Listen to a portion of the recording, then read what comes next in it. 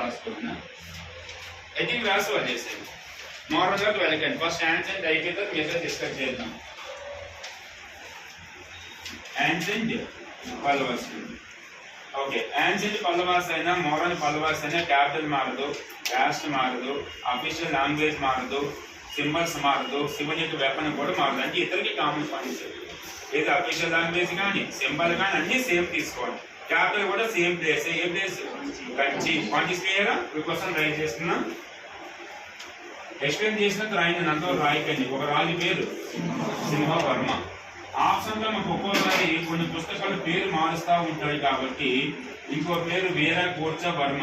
ఏం పేరున్నా? వీరకోర్చ వర్మ. ఈ డైనాసిటీ వాడే ఫౌండర్. ఏ డైనాసిటీ? యాన్సెంట్ మోరన్.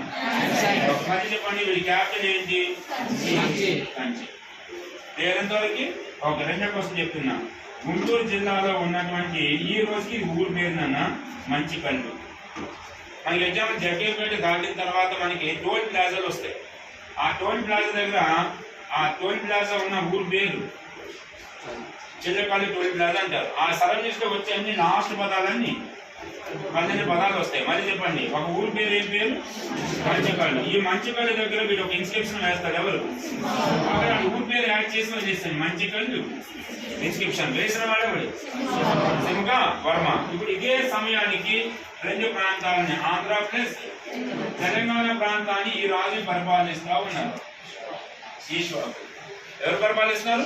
ఈశ్వరుడు. ఈశ్వరుడు మొత్తం రాజుల సంఖ్య 4. వీడు వచ్చే సమయానికి అందులో 4వ వాడు ఉంటారు. ఎన్ని వాడు ఉండాలి?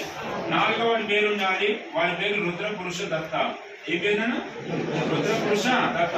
వీటితో యుద్ధం చేస్తూ వీడు ఉండిపోవాలి. అది మీనింగ్ ఏంటి? యాక్చువల్ గా ఈశ్వర డైనాసిటీని ఈ పల్లవాస్ ఆక్యుపై చేసుకున్నారు. ఏ పల్లవాస్? ఓకే, ఓడించినటువంటి క్యాండిడేట్ ఎవరు? ఈ విషయాన్ని చెప్పే శాస్త్రం ఏంటి? ఇన్స్క్రిప్షన్ వేసిన వాళ్ళు ఎవరు? మంచి పండి సింహవర్మ వీరకోర్చ తెలుగు ఫౌండర్. వీడి యొక్క క్యాపిటల్ ఏంటి? కంచి. వాడు వేసిన శాస్త్రం ఏంటి? చేతిలో ఓడిపోయిన ఈశ్వర రాజు ఎవడు? రుద్రపురుష దత్త. ఏ వంశంలో చివరి వాడు? ఈశ్వర రాజులు ఎంతమంది? అంటే మన ఆంధ్ర తెలంగాణ ప్రాంతాన్ని పల్లవులు ఆక్యుపై చేసుకున్నారని ఆన్సర్ చెప్పుకోవాలండి. ఫస్ట్ పాయింట్ రాసుకోండి. First person Simhavarma or Veerakorcha Varma. First రాజు పేరు నన్ను